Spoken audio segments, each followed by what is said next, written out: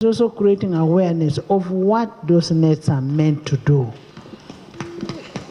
You distribute the nets, you're giving out the nets to somebody in Maruzi there, and somebody, because it's near the lake, uses the net.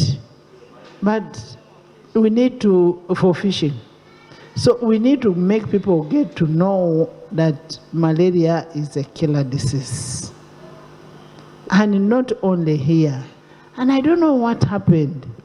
Originally, we used to have adverts on TV, continuous adverts, that if you don't do this, if you don't slash your neighborhood, if you don't, you leave water which is in the compound, there will be mosquitoes. Nabwanyuma abanyeshengero bagambira hanshongeje bari kugira ngo gavumenti negaba obutimba bitu irimo okwegyesa abantu uko barabukozese. Gavumenti egerezeho kurwanisa endwara nyamwingi otiremu na covid yazihangura na sirimu nayo ekagishobora abantu bagicenga konko mushwiza guremire kandi gavumenti ekozere byone bikwetagisibwa bareta obutimba bw'ensiri bareta emibazi yo kupreventing obumarwaro yo kupreventing omushwiza konko omushwiza gwangiire. Malaria nitwenda kwikiza malaria amwe ningo omushwiza gw'ensiri nigo gukusinga kwita abantu bingi omu ihanga.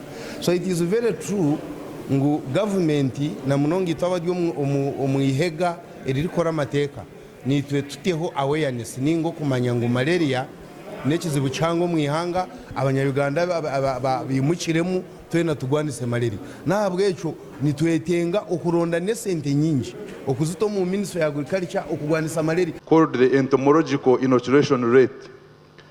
This is how many infected mosquitoes bite a person at any time in the day, and that it was found to be highest in Uganda in a certain area in a patch district. That shows how malaria is a very serious problem.